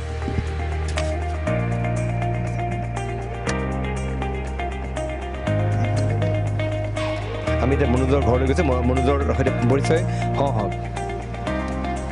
মনোজৰ পৰা মই জানিব বিচাৰিছোঁ আচলতে কিমান দিনৰ পৰা এই সাপ ধৰা বা অন্য জীৱ জন্তুৰ লগত কাম কৰি আছে মনোজে আচলতে মই 2007 চনৰ পৰা এই কামত নিয়োজিত হৈ আছোঁ আৰু প্ৰথম অৱস্থাত খুব কম পৰিসৰ আছিলে এতিয়া পৰিসৰটো অলপ হৈছে গুৱাহাটীলৈকে আগবাঢ়িছে আৰু নিজৰ এটা সংগঠন আছে সংগঠনৰ মই নামটো জানিব বিচাৰিছোঁ হয় মোৰ নিজৰ এটা সংগঠন আছে সেইটো হৈছে NRSB naturalist for rehabilitation of snakes and birds 2008 চনত আমি কাজিৰঙাৰ 11জন যুৱক যুৱতী লৈ পেলাই গঠিত কৰিছিলোঁ এইটো এতিয়া আমি NRSBত প্ৰায় 90জনতকৈ অধিক মেম্বাৰ আছে আচ্ছা ইয়াত সকলোৱে মানে আপোনালোকৰ মূল লক্ষ্য হ'ল বা ক'ৰবাত যদি বনৰীয়া জীৱ জন্তু মুকলিলৈ ওলাই আহিছে সেইবিলাক আপোনাৰ ধৰি বা কিবা কাৰণে আঘাতপ্ৰাপ্ত হৈছে লৈ তেওঁলোকক আকৌ মুকলিলৈ মানে অৰণ্যত এৰি দিয়ে হয় হয় আচলতে আঘাতপ্ৰাপ্ত অৱস্থাত যিখিনি জীৱ জন্তু থাকে তেওঁলোকক চিকিৎসা প্ৰদান কৰি পেলাই আকৌ পুনৰ সিহঁতক বনলৈ পঠিওৱা হৈছে আমাৰ মূল উদ্দেশ্য আচ্ছা ইয়াত চৰাই মাতি আছে মই অকণ দেখুৱাইছোঁ আজাৰে দেখুৱাব অকণমান এই চৰাইটো কি মানে ইয়াত ওলাই উৰি যোৱা নাই হয় আচলতে চৰাইটো গুৱাহাটীৰ পৰা উদ্ধাৰ হৈছিলে এটা কাউৰী হয় পাতি কাউৰী আৰু সি এতিয়া ডাঙৰ হৈছে একদম সৰু অৱস্থাতে উদ্ধাৰ কৰিছিলোঁ তাৰপৰা এতিয়া ডাঙৰ হৈছে গছতে থাকে আৰু সি সময়ে সময়ে নামি আহে আৰু কিবা কিবি খাবলৈ দিওঁ তাৰপিছত আকৌ যায়গৈ আৰু 10-15 দিনৰ পিছত সি তাক ৰিলিজ কৰিব পৰা যাব কিমান এতিয়ালৈকে মই তাৰ নাম কিবা আছে নাম কিবা মাতা নেকি তাৰ নামটো হৈছে কাকু আৰু কাকু কাকু কাকু মই এইটো আৰু এটা ধুনীয়া ভাটৌ দেখিছোঁ মই এটা সেইটো মই এফালে অকণমান আধাৰ দেখিবলৈ মন কৰিছে এটা ধুনীয়া ভাটৌ এই ভাটৌটো ইয়াৰ হয় সেইটো ৰেস্কিউ কৰা আছে তাক ৰিলিজ কৰি থোৱা আছে সি এটা এজোপা বগৰী গছতে তাক ৰিলিজ কৰি থোৱা আছে গতিকে সি ইয়াতে থাকিব আৰু সি যেতিয়া মানে আচলতে তাৰ পাখিখন কাটি দিছিলে আৰু কাটি দিয়াৰ পিছত মানে সি উৰিব নোৱাৰা হ'ল এতিয়া আজি প্ৰায় 20 দিনমান হৈছে লাহে লাহে পাখিবোৰ তাৰ আহিবলৈ লৈছে আৰু মুকলিলৈ ওলাই যাব এয়া দেখিলোঁ এটা কাউৰী সাধাৰণ পাতি কাউৰী আচলতে চৰাইটো দেখিবলৈ খুব বিশেষ বৈশিষ্ট্যপূৰ্ণ নহয় কিন্তু সেই চৰাইটোকো তেওঁ খুব সুন্দৰ মৰম কৰি যত্ন কৰি তেওঁ মুকলি এৰি দিয়ে এতিয়া ওপৰৰ পৰা তেওঁ কাকুকক মাতে চৰাইটো ওপৰৰ পৰা নামি আহিলে কাকু কাকু কিমান ডাঙৰ এইটো আজি 3 মাহ নাই হোৱা আৰু গতিকে সি মানে তাৰ পাখিখিনি আচলতে জন্মৰ পৰাই তাৰ অলপ হেৰি হৈ আছে মানে সংযত অৱস্থাত নাই তাৰ হেৰিখিনি গতিকে অকণমান খেলি মেলি তাৰ পাখিখিনি এতিয়া কি কৰিবা ইয়াত লগত থাকিবনে নে তাক মুকলি এৰি দিবা নাই সিটো যিমান দূৰ পাৰোঁ মই ইয়াতে তাক যেতিয়ালৈকে সি উৰিব নোৱাৰে তেতিয়ালৈকে ইয়াতে থাকিব আৰু তাক সি ঘূৰি ফুৰে য'তে গছতে থাকে আৰু প্ৰপাৰ সি যেতিয়ালৈকে উৰিব নোৱাৰে তেতিয়ালৈকে ইয়াতে থাকিব তাৰপিছত তাক ৰিলিজ কৰা হ'ব যদি একদম ভালকৈ যেতিয়া পাৰিব আৰু উৰিব তেতিয়া ৰিলিজ কৰা হ'ব সময়ে সময়ে তাক খোৱা দি থকা যায় হয় সময়ে সময়ে খোৱা দিয়া হয় আৰু সি নিজেও খুটি খায় কিবা কিবি কেঁচু কুমটি এইবোৰ ধৰি মেলি খায় গতিকে মই লগতে আমাৰ আধাৰক দেখুৱাবলৈ অনুৰোধ কৰিছোঁ ইয়াতে এই বস্তুটো কি বা এইটো মই জানিব বিচাৰিছোঁ কি হৈছে আচলতে সি তাতে ধান দি থোৱা আছে ভাতৰ কাৰণে আৰু সি তাক গছতে ৰিলিজ কৰি থোৱা আছে গতিকে তাৰ সময় খাদ্য যেতিয়া তাৰ মানে প্ৰয়োজন হ'ব তেতিয়া সি আহি পেলাই তাৰ পৰাই এইটো ফিডাৰটোৰ পৰা সি খাব পাৰিব আৰু লাহে লাহে বিন্ধা 4টামান আছে আৰু সেই বিন্ধাকেইটা সি যেতিয়া তাৰ পৰা লৈ ল'ব লাহে লাহে কমি কমি আহি থাকে আৰু পানীৰো ব্যৱস্থা কৰি থোৱা আছে তাতে পানী সি যাতে তললৈ নমাকে সি তাতে ওপৰতে খাব পাৰে হয় এতিয়ালৈকে কিমানবিলাক সাপ ধৰা হ'ল মনোজৰ কিমান সাপ ধৰি কিমান মুকলিত এৰি দিয়া হৈছে এতিয়ালৈকে প্ৰায় বিভিন্ন প্ৰজাতিৰ সাপ আৰু চৰাই আৰু বিভিন্ন সৰু সৰু যিবোৰ জীৱ জন্তু প্ৰায় আপোনাৰ 4,000 ওপৰত এতিয়ালৈকে ৰেস্কিউ কৰি তাক প্ৰপাৰ হেবিটেটত ৰিলিজ কৰা হৈছে যোৱা 6-7 বছৰৰ ভিতৰত প্ৰায় 11 বছৰ হ'ল প্ৰায় 11 বছৰ এতিয়া মনোজলৰ কিবা ইয়াত আছে নেকি জীৱ জন্তু কিবা বৰ্তমান 4টা জাংগুল কেটৰ পোৱালি আছে আৰু সিহঁতি আজি প্ৰায় এমাহ 12 দিনমান হৈছে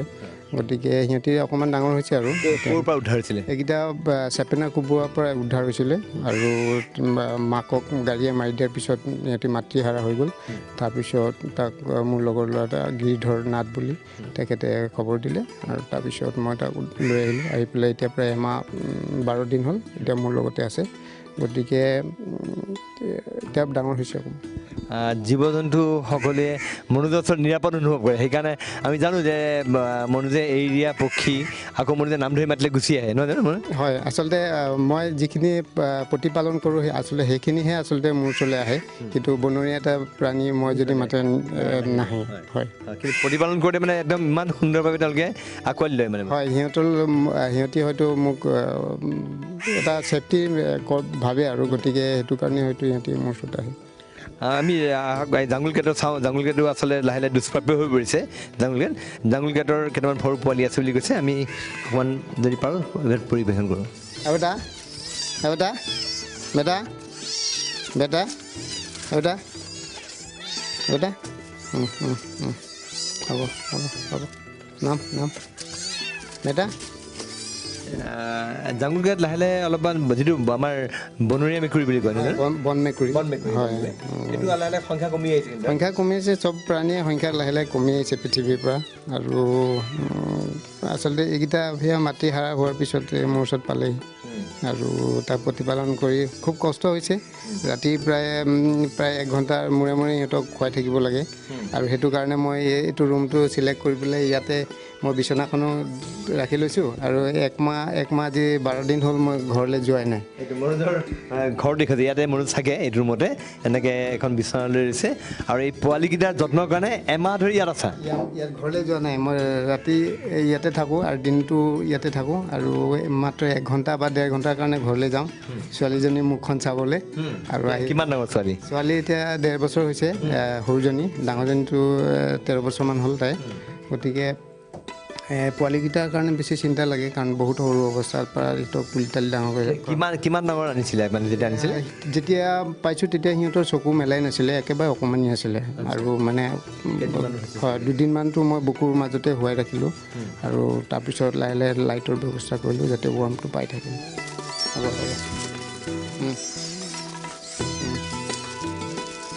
সিহঁতক খাবলৈ কি দিয়া হয়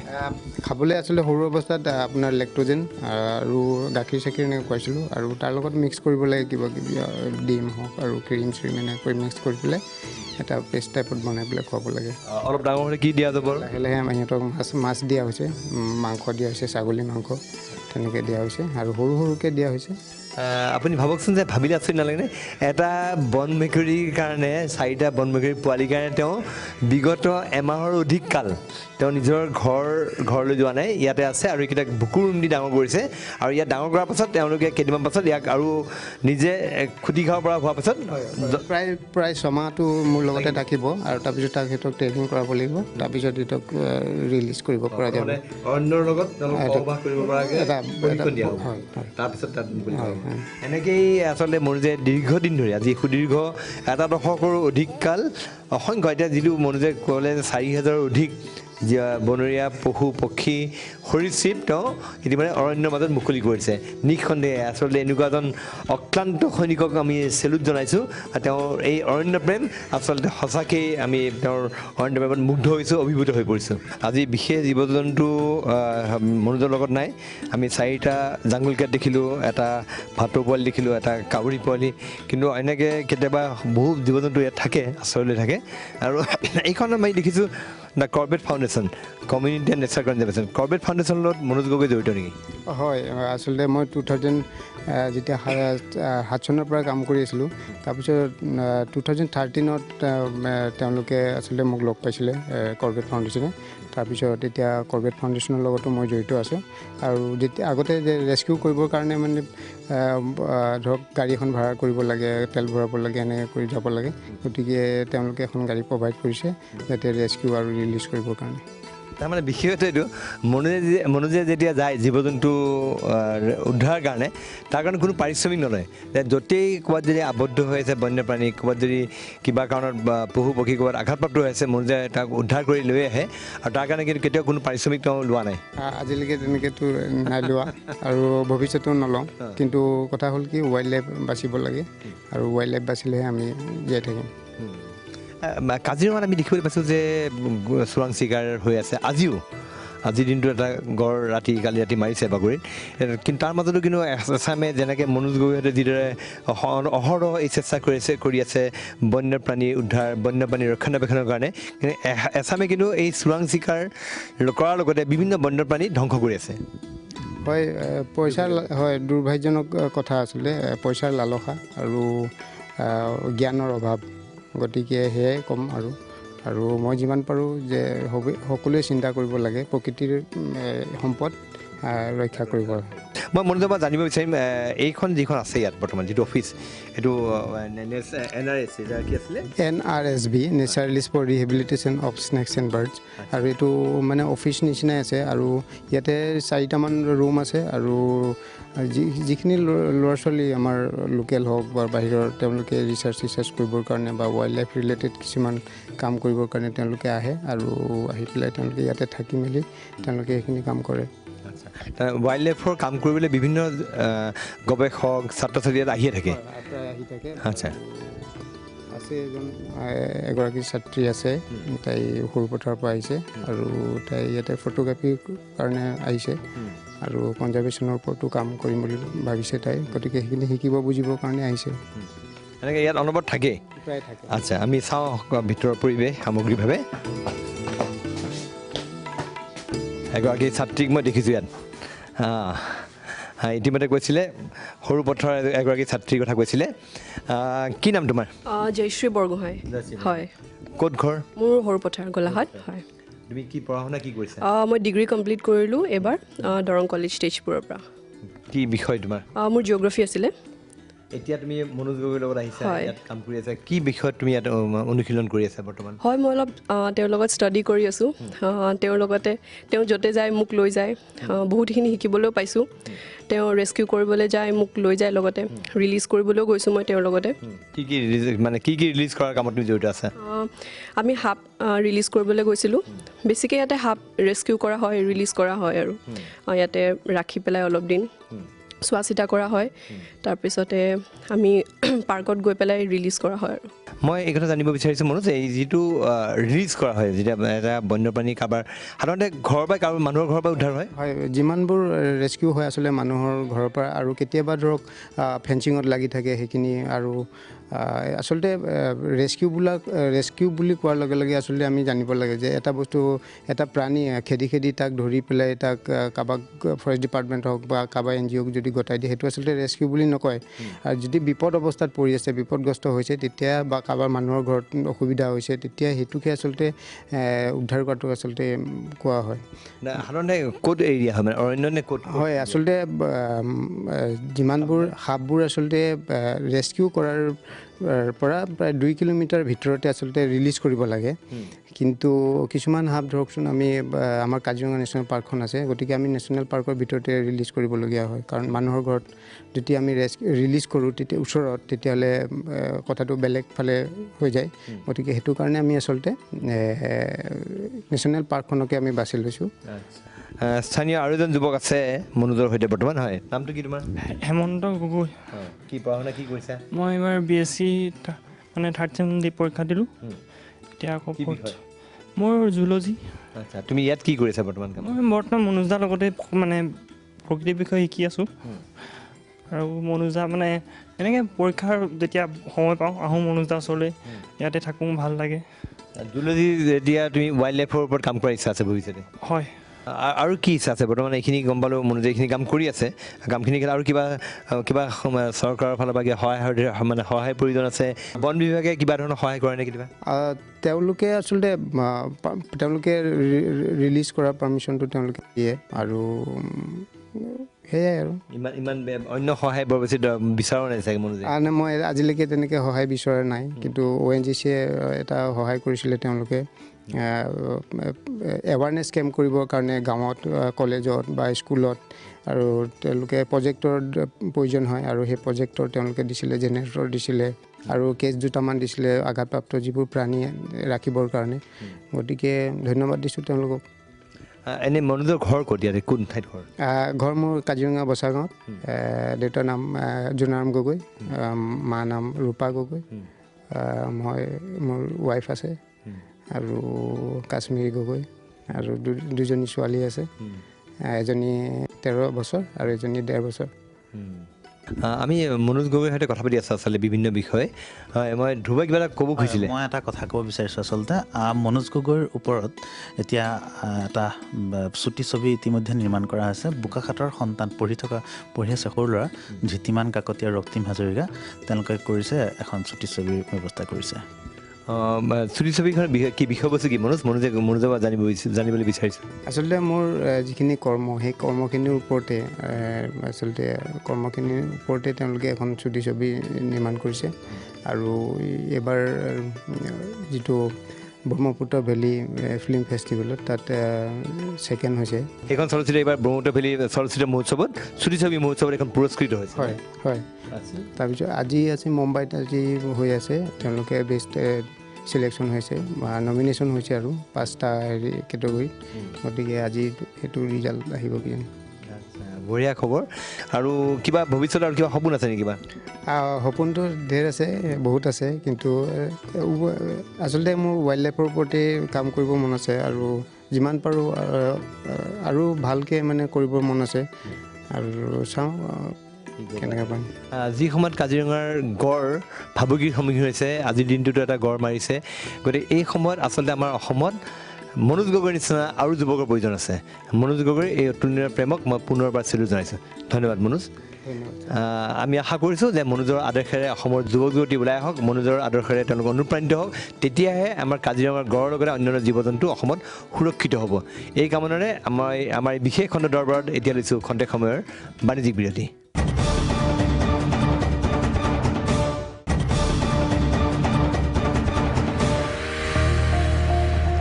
খন্তেক সময়ৰ বিৰতিৰ পিছত পুনৰ উভতি আহিছোঁ আমি আমাৰ বিশেষ খণ্ড দৰবাৰলৈ আমি আজি দৰবাৰ বিশেষ খণ্ডত আজি আমি কাজিৰঙা ৰাষ্ট্ৰীয় উদ্যানৰ ব্যতিক্ৰমী কিছু লোকক আমি দেখুৱাই আছোঁ মই পুনৰবাৰ ধ্ৰুৱজ্যোতিৰ ওচৰলৈ গৈছোঁ ধ্ৰুৱজ্যোতি আমি এইবাৰ ক'লৈ গৈ আছোঁ কাৰ ওচৰলৈ গৈছোঁ তেওঁলোকৰ পৰিচয় কি কাঠৰ টুকুৰাত প্ৰাণ দিয়ে অসমৰ বিভিন্ন প্ৰান্তত তেখেতৰ গড় মানে কাঠেৰে নিৰ্মিত গড় যায় আৰু তাত জীৱন্ত ৰূপত আচলতে কাঠৰ টুকুৰাত প্ৰাণ দিয়ে সেইগৰাকী লোকৰ ওচৰলৈ আমি গৈ আছোঁ কাজিৰঙাৰ বচাগাঁও নিবাসী তেখেত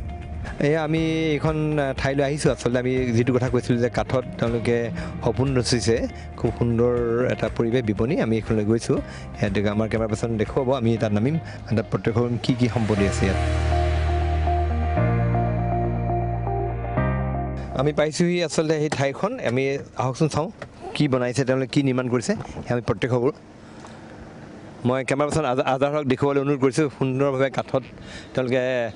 সপোন ৰচা বুলি কৈছে আচলতে খুব সুন্দৰ বহুত মূৰ্তি কাজিৰঙাৰ বিভিন্ন সম্পদ বনজ সম্পদৰ ওপৰত তেওঁলোকে এইবিলাক বনাইছে এইবিলাক আপোনালোকে বনায় কি নাম আপোনাৰ তৰুণ বৰা তৰুণ বৰা তৰুণ বৰা কেতিয়াৰ পৰা এই কামটো কৰি আছে আপোনালোকে মই আজি এতিয়া 27 বছৰ হ'ল এইটোকে কৰি থকা 27 বছৰ 27 বছৰ কেনেকৈ এই ধাৰণটো কেনেকৈ আৰম্ভ হ'ল আৰু এইবিলাক কি ধৰণৰ কাঠ আপোনালোকে কেনেকৈ আৰম্ভ কেনেকৈ কৰিলে গমাৰি কাঠ হয় এইটো আচলতে প্ৰথমতে মই ঠিক নিচা এটা আছিলে জগা কাঠত কৰোঁ নদীৰ কাষৰ ল'ৰা তাৰপিছত লাহে লাহে লাহে লাহে দেখিলোঁ যে এইটো বিক্ৰী হয় এনেকৈ বাহিৰতো গ'লোঁ এই এক্সিবিশ্যন হিচাপে কৰিবলৈ মোৰ মানে DRDAৰ ফালৰ পৰা অলপ সহায় কৰিলে যে আপোনালোকে এই বস্তুটো বিক্ৰী হয় ওলাই আহক তেতিয়াৰ পৰা ওলাই আহি কৰি আছোঁ আপোনাৰ পৰিচয়টো আকৌ এবাৰ দিব নেকি আপুনি আৰু আপোনাৰ ক'ত ঘৰ আচলতে মোৰ গোলাঘাট জিলা গোলাঘাট মৰঙী উন্নয়ন খণ্ড পৰে দৈগুৰুং ঘৰ হয় হয় হয় দৈগুৰুং নামটো আপোনাৰ তৰুণ বৰা তৰুণ বৰা আপুনি আৰু আপোনাৰ পৰিয়ালবৰ্গই কৰি আছে হয় হয় লগতে মোৰ এতিয়া ল'ৰা কৰি আছে 8জনমান ল'ৰাই কৰি আছে 8জনমান ল'ৰাই কৰি আছে শিকায়ো আছোঁ আপুনি শিকাইছে তেওঁলোকক এইটো এটা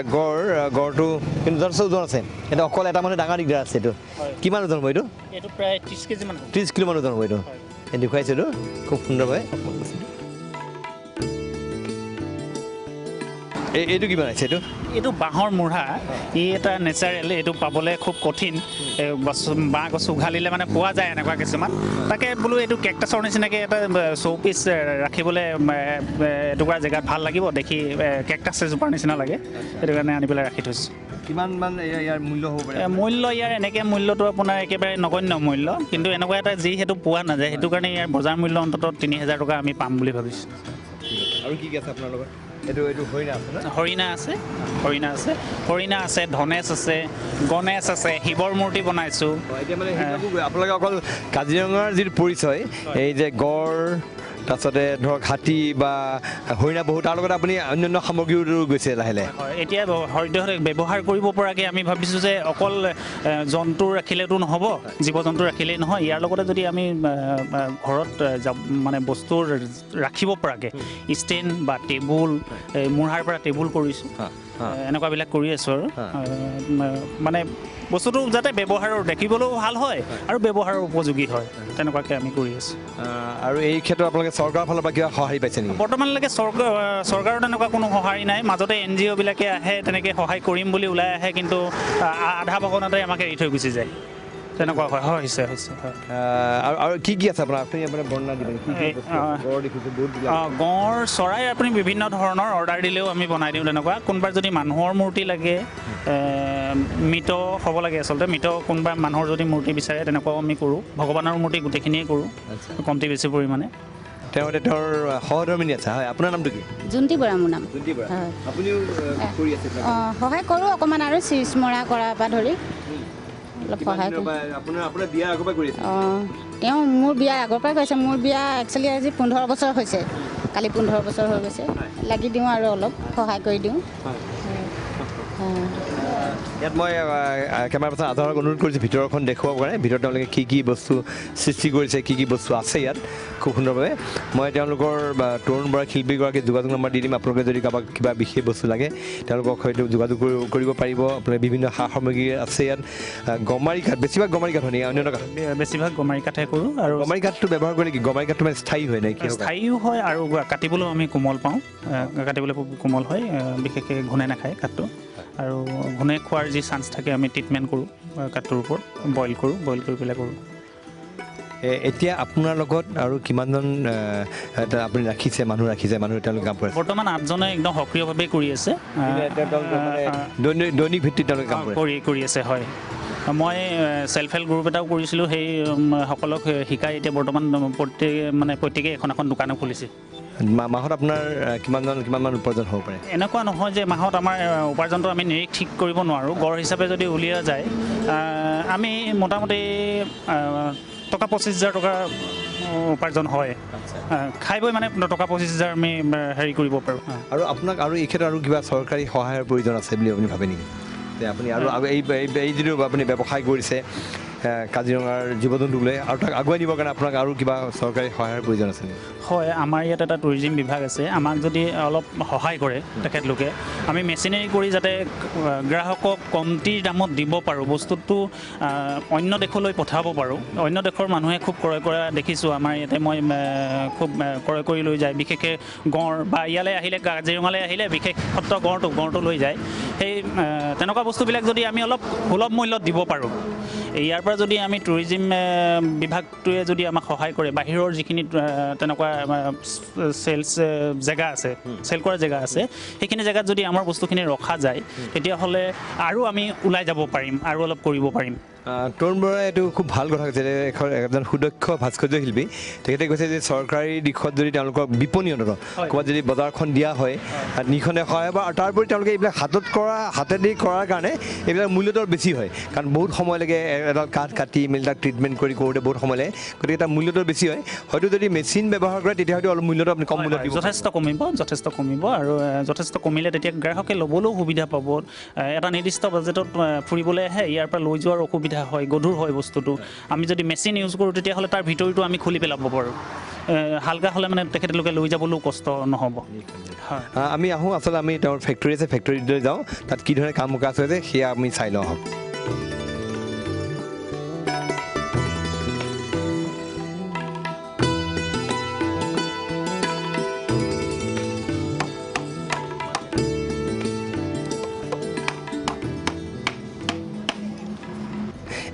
এনেকুৱা এটা আপোনাৰ নিৰ্মাণ কৰাৰ কাৰণে কিমান সময় লাগে? এনেকুৱা গড় এটা বনাইছে, গড়টো মোটামুটি কিমান সময় লাগে? এইটো গড় বনাবলৈ আমাক অন্ততঃ 5 দিন, এজনে যদি বনোৱা যায় 5 দিন সময় লাগি যায়। আৰু খুব এনেকুৱাকৈ নহয়, আচলতে বস্তুটোৰ প্ৰতি নিচা যেতিয়া এৰাই যায়, আপোনাৰ কৰিবলৈ অনীহা হ'লে নকৰাই ভাল, বস্তুটো আৰ্টটো ফুটি নুঠে। এইটো আপোনাৰ যেতিয়া এটা গমাৰি মানে ডাঙৰ লগৰ পৰা কৰিছে? হয় হয়, কাঠটো কাৰ্বি আংলং দাঁতিকাষৰীয়া যিখিনি গাঁৱলীয়া মানুহে বেচে, গছ হিচাপে বেচে। আৰু অদৰকাৰী কিছুমান গছ, ধৰক বেকা বেকি পেলনীয়া গছ তেনেকুৱাও হয়। কোনোবাই বাগান খুলিছে, তাত যদি গছ কেইজোপা কাটি পেলোৱা যায়, সেইখিনি এনেই থকাতকৈ আমি আনি পেলাই তাক সুব্যৱহাৰ কৰোঁ। দৰ্শকসকল, আপোনালোকে নিশ্চয় প্ৰত্যক্ষ কৰিছে কিমান সুন্দৰভাৱে ইয়াক কটা হৈছে। গমাৰি কাঠ তাত কাটি গড়ৰ যিটো ছাল,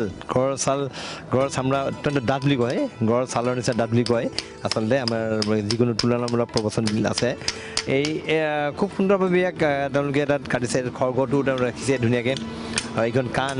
ইয়াৰ গড়ৰ যিখন ছাল বাহিৰৰ, আৰু গড়ৰ যিটো এটা পিঠিত এটা আঁচ থাকে, সেই আঁচটো তেওঁলোকে পৰিস্ফুট কৰিছে। খুব সুন্দৰভাৱে ইয়াক তেওঁলোকে বনাইছে দেখিবলৈ। এইটো এনেকৈ সুকীয়াকৈ কাটি যোৰা লগায় আপোনালোকে? এই ভাগ জইন লগোৱা হয়, কাণ ভাগ, আৰু তাৰপিছত আপোনাৰ ঠেঙৰ ভাগটো জইন লগোৱা হয়। কিছুমানত আমি একেটা পিছতে কৰোঁ। একেটা পিছতে কৰিলে মানে অলপ পেলনি হয়, আৰু কাঠ টুকুৰা বৰ ডাঙৰ এটুকুৰা ল'বলগীয়া হয়, কিন্তু সৰু কাঠত ডাঙৰকৈ কৰিবলৈ হ'লে তেতিয়া জইন কৰিবলগীয়া হয়। এয়া মোৰ ফালৰ পৰা আপোনালৈ এটি ক্ষুদ্ৰ উপহাৰ। ধন্যবাদ জনাইছোঁ। এটা সুন্দৰ তেওঁ এটা মোক উপহাৰ দিছে, সেইটো গড় তেওঁলোকে বনোৱা। আমি আচলতে মই আপোনাৰ পৰা জানিব বিচাৰিছোঁ, আপোনালোকে যেতিয়া এইটো আৰম্ভ কৰিছিলে, আপোনালোকে আৰম্ভ কৰোঁতে এইখন তেতিয়া কিমান এনেকুৱা শিল্পী আছিল প্ৰথম? তেতিয়া নগণ্য, আমি একেবাৰে আঙুলি মূৰত থকা শিল্পী। আমাৰ 4জনমান আমি শিল্পী আছিলোঁ। প্ৰথমতে নাম ল'ব লাগিব ভোলা শইকীয়া, দ্বিতীয়তে কুৰুণ ৰাজখোৱা, তৃতীয়তে অপেল আলী, আৰু মই তৰুণ বৰা। আমি গোলাঘাট ডিষ্ট্ৰিক্টত আমি 4জনেই বজাৰ হিচাপে কৰিবলৈ ওলাই আহিছিলোঁ ফুটপাথলৈ। আজিৰ পৰা প্ৰায় 3 দশক পূৰ্বে আৰম্ভ কৰিছে। এতিয়া কিমান আছে? এতিয়া আপোনাৰ 3000ৰ অধিক। 3000ৰ অধিক শিল্পী বৰ্তমান লাগি আছে। 3000ৰ অধিক ব্যক্তিয়ে এইটো ব্যৱসায়ত জড়িত, ব্যৱসায় কৰিছে। ব্যৱসায় লৈছে, এই ব্যৱসায়টো বৃত্তি হিচাপে লৈ এতিয়া কৰি আছে। এতিয়া মই এই বছৰ আৰু ভাল দেখিছোঁ যে বহুত পুঁজিপতিৰ মানে শিক্ষিত নিবনুৱা আহি আমাৰ এই শিল্পখিনি নি পেলাই বজাৰ কৰিবলৈ লৈছে। এইটো খুব ভাল, আমাৰ কাৰণে খুব ভাল। তেখেতলোকে পুঁজি দিছে, কাম কৰাইছে, বস্তুখিনি ক্ৰয় কৰি নি বাহিৰত বিকিবলৈ চেষ্টা কৰিছে। এই গোটেই বস্তু গোলাঘাট জিলাতে আবদ্ধ হৈছে নেকি? গোলাঘাট জিলাতে এতিয়া বৰ্তমান গোলাঘাট ডিষ্ট্ৰিক্টতে আছে বুলি ক'লে বেয়া নহ'ব। অলপকৈ হৈছে। এফালে আপোনাৰ তেজপুৰত হয়, তেজপুৰত আগৰ পৰাও হয়, এতিয়াও হৈ আছে, তেজপুৰতো বাঢ়িছে ঠিক তেনেধৰণে। কিন্তু আমাৰ আপাৰ আছামত আপোনাৰ গোলাঘাটতে আবদ্ধ হৈ আছে। এইটো কাৰ মূৰ্তি আপোনাৰ? এইটো নগাঁৱৰ এজন ব্যক্তি মই তেখেতৰ নামটো নাজানো তেখেত ঢুকাইছে ইতিমধ্যে দেউতাকে বনাবলৈ দিয়া এটি মূৰ্তি নিবহি তেখেতে এডভান্স কৰি গৈছে মোক নিবহি আৰু এই বস্তুভাগ যুগমীয়া ট্ৰিটমেণ্ট কৰা হৈছে নষ্ট নহয় কাজিৰঙা ৰাষ্ট্ৰীয় উদ্যানত আমাৰ দৰবাৰৰ বিশেষ খণ্ডত আমি 3গৰাকী বিশেষ ব্যক্তি পালোঁ তৰুণ বৰা এতিয়া আমাক জনোৱা মতে ইতিমধ্যে গোলাঘাটৰ এই এলেকাৰ প্ৰায় 3000 লোকে এই ব্যৱসায়ত লৈ জড়িত হৈ পৰিছে আৰু এই শিল্পীসকলক যদি চৰকাৰে মান্যতা প্ৰদান কৰে তেওঁলোকক যদি গুৰুত্ব দিয়া হয় নিঃসন্দেহে এই শিল্পৰ আৰু প্ৰসাৰ আছে আৰু ভৱিষ্যত আছে নহয় জানো হয় আৰু ভৱিষ্যত আছে যিহেতু মই এই DRD ফালৰ পৰা অলপ আগতে কৈছিলোঁ যে মই বিভিন্ন জেগাত গৈছোঁ চাউথ ইণ্ডিয়া মই প্ৰায় ঘূৰিছোঁ সেইবিলাকত যিমান সুবিধা দিছে দেখিবলৈ পাইছোঁ কিন্তু আমাৰ ইয়াত তেনেকুৱা সুবিধা বৰ্তমানলৈকে দিয়া হোৱা নাই যদি চৰকাৰে আমাক অলপ সুবিধা দিয়ে আৰু আগবাঢ়ি যাব বুলি ময়ো আশা কৰোঁ